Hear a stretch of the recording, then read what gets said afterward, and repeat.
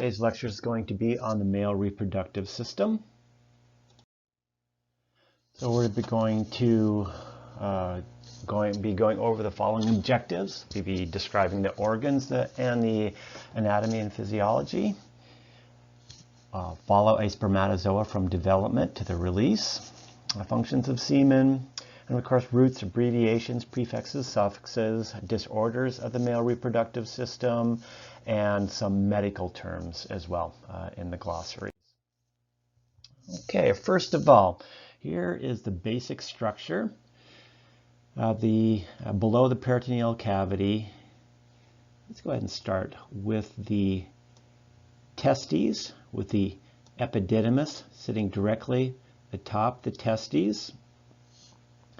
And we are following the path of the spermatozoa here with the blue arrow. So up through the epididymis, through the vas deferens, and then the seminal vesicle and ejaculatory duct. We'll be adding a fluid to the semen as the spermatozoa make their way out, as well as the bulbal urethra or Cowper gland right down here. Then out the urethra and the penis, and then out.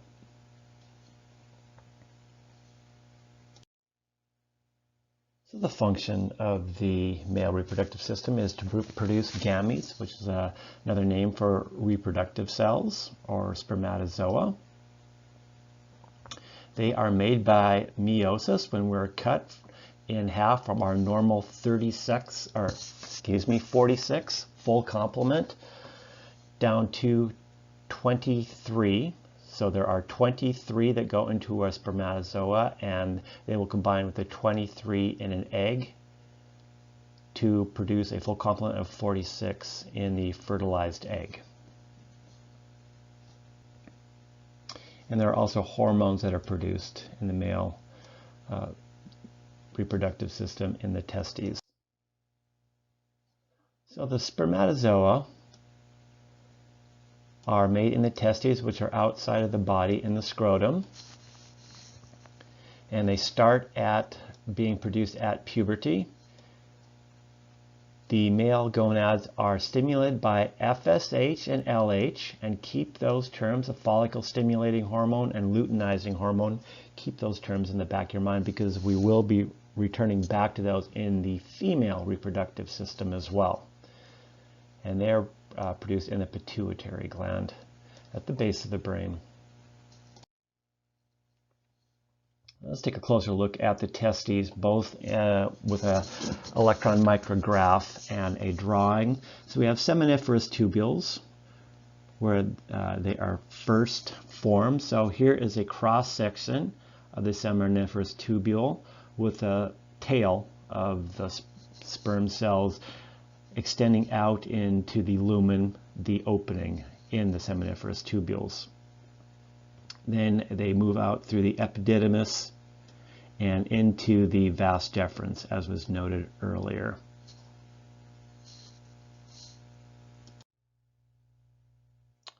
So here are some roots.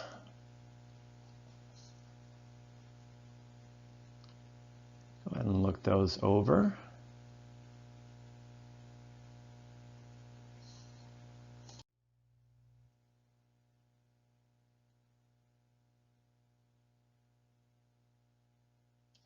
We'll be looking at what a vasotomy is.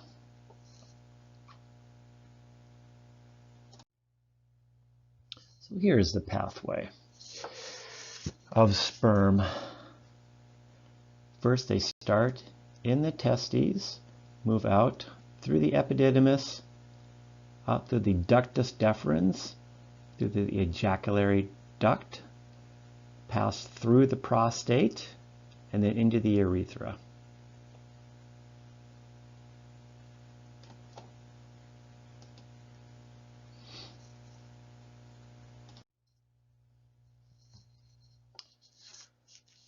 So the semen is the fluid that spermatozoa are transported in.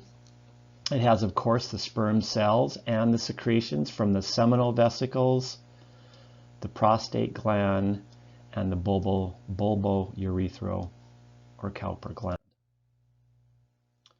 Here are some key terms we'll need to keep in mind as we're working our way through the male reproductive system. Androgens are male hormones. Bulbourethral glands we just covered. Circumcision. The prepuce or foreskin is removed in circumcision. Coitus is another name for intercourse. The ductus deferens we've gone over a couple of times. And the ejaculatory duct as well. If there's anything else here we want to look at a little more closely.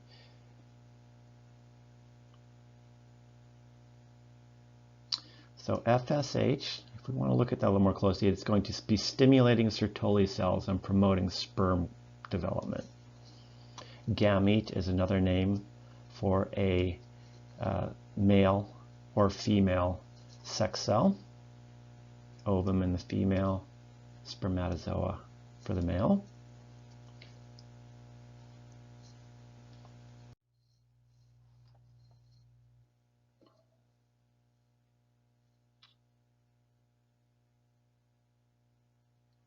And the Leydig cells, or interstitial cells, are the ones responsible for the production of testosterone. And we would mention luteinizing hormone and meiosis to produce the 23 chromosomes in a germ cell. A penis. So we're starting to see the interrelation of the nervous systems and how they interact with the other systems as well.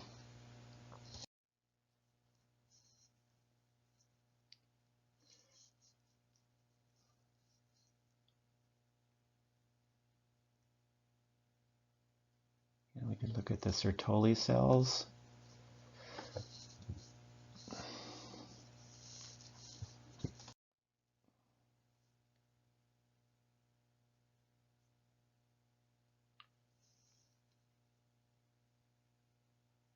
And the vas deferens is the main duct that conveys spermatozoa out to the ejaculatory duct. It's also, you can see the term ductus deferens as well as vas deferens.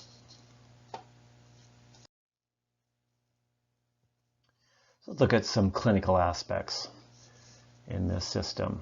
So as we generally do when we're looking at clinical aspects, we'll start with looking at the infections, particularly STDs. One of those is a chlamydia, gonorrhea, so both bacterial, and herpes is a viral infection.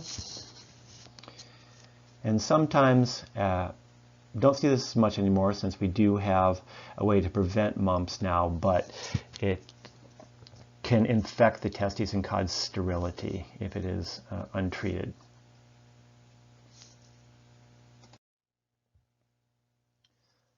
So common things that you'll see is an enlarged prostate.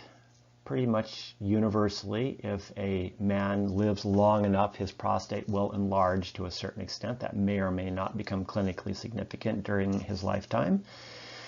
Prostate cancer is certainly something that is not uncommon. Testicular cancer, then we'll get into orchitis, cryptorchidism, and epididymitis.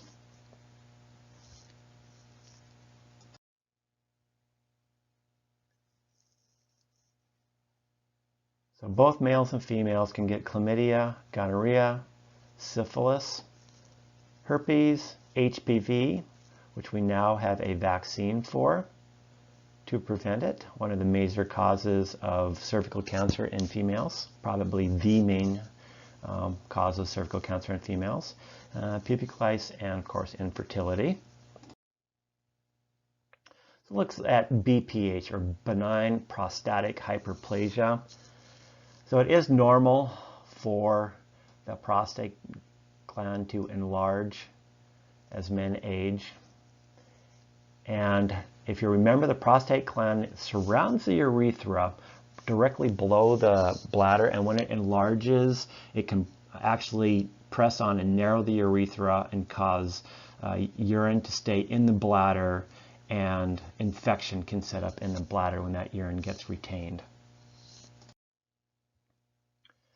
So you can take medications that will relax the smooth muscle and allow the easier transmission of urine through the urethra and past the prostate. You can shut down testosterone activity to a certain extent because there is a definite link between testosterone and BPH. So if you can control testosterone levels or sensitivity, you can shrink the prostate. Saw palmetto is an over-the-counter product that can help. You can also do a prostatectomy and remove the prostate. And you can see why that would certainly help with the enlarged prostate issue, but that is generally reserved for very extreme cases. And you can do transurethral resection of the prostate, or TURP. You can go in through the urethra and resect or remove prostate tissue. So here we're looking at that, the TURP, T-U-R-P, transurethral resection, to being cut with the needle that has been inserted through the urethra to access that. So let's look at a case study here. So we have CS who has a decreased urine stream, ejaculation hesitancy, and he didn't feel like he was getting complete bladder emptying. So what gland might be causing the partial obstruction? It's the first question. And what is the acronym for the procedure that we're going to be using to treat his condition? So it is the prostate gland, or BPH, that has enlarged in CS's case. And we're back to TURP is the procedure that will be used to go in and decrease the mass of the prostate and relieve his symptoms. So there is cancer that can happen in the prostate. It's the most common malignancy in U.S. men. 1 in 6 men will get it. If you're fortunate to live long enough, that's wonderful, but the downside is certainly prostate cancer becomes much more prevalent as a person ages. It's the third leading cause of cancer deaths.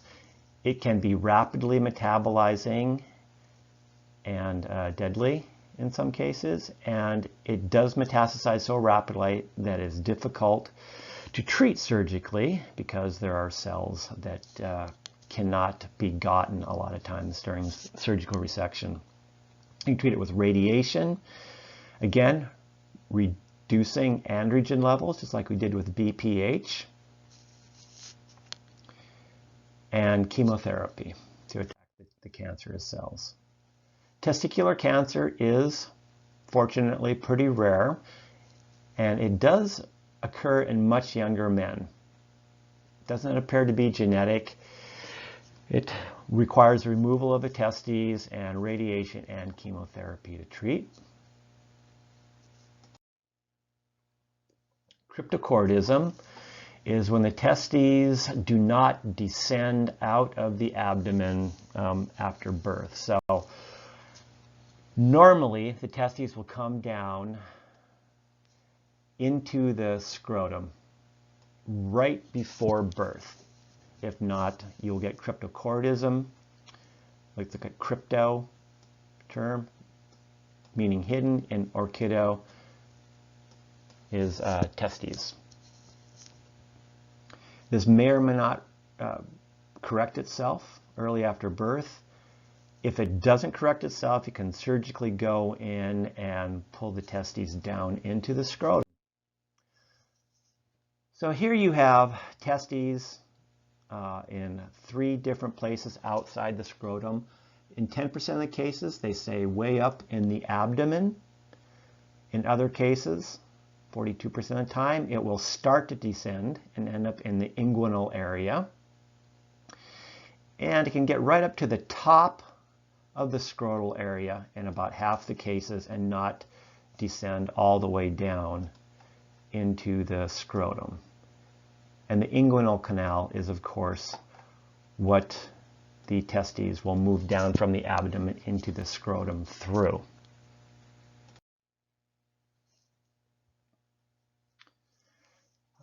Infertility can be caused, it can be hereditary, there can be hormonal issues, there can be diseases that cause infertility in men, chemical agents, and STDs can cause infertility. And a man can choose to be sterile by undergoing what's called a vasectomy. We'll explain that a little bit more right now, or in a slide or two. In erectile dysfunction, there is a lack of ability to perform intercourse because either an erection cannot be gotten or it cannot be maintained. It can be psychological, performance anxiety, can have physical causes, neurological, or there can be bad plumbing, the corpus cavernosa, which is the main tissue that becomes engorged with blood, can fail to engorge and cause the erection. And also, certainly, there are many medications, both recreational and prescribed, that can cause infertility, or impotence. You can treat erectile dysfunction with drugs like Viagra. What they do is they dilate the arteries in the penis and allow the corpus cavernosa to be engorged with blood. So sildenafil is the generic name for Viagra. And you can use physical measures such as vacuum pumps, and prostheses can actually be put in and basically pumped up with either air or a fluid if Viagra does not help. So let's look again at an inguinal hernia. Testes usually descend through the inguinal canal, and it can stay around, and the abdomen will actually protrude down through the inguinal canal and into the scrotum. And when that happens, then you do have an inguinal hernia. And in some cases, you can have a herniorrhaphy to close up that weak point in the abdominal wall and correct it that way.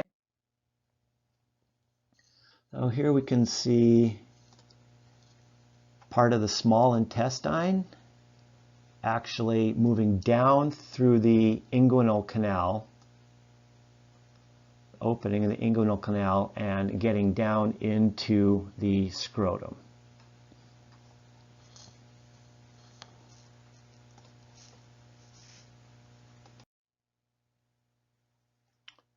As we have some more terms to look at before we're done for the day. BPH, or benign prostatic hyperplasia, we went over. Cryptorchidism is when the testes do not descend. Epididymitis is an inflammation of the epididymis. Happens commonly in urinary tract infections and sexually transmitted diseases. Erectile dysfunction, impotency, infertility, inguinal hernia that we just went over.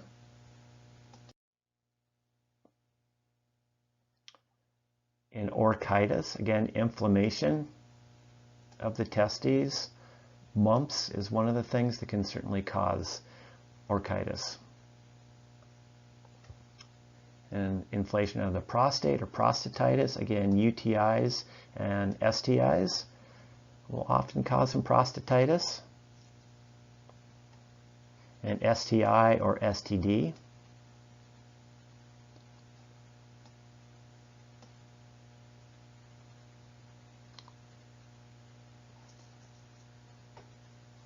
And gonorrhea and chlamydia often cause urethritis or an inflammation of the urethra.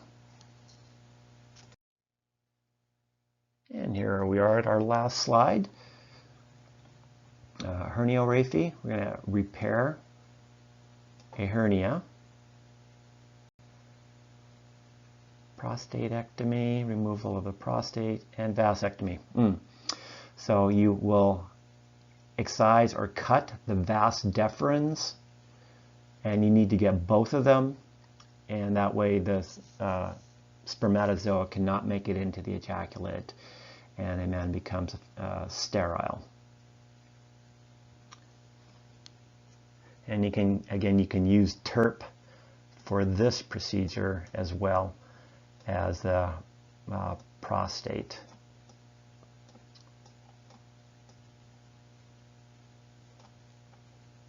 Transurethral resection. Okay, and that is it for the male reproductive system. Thank you very much.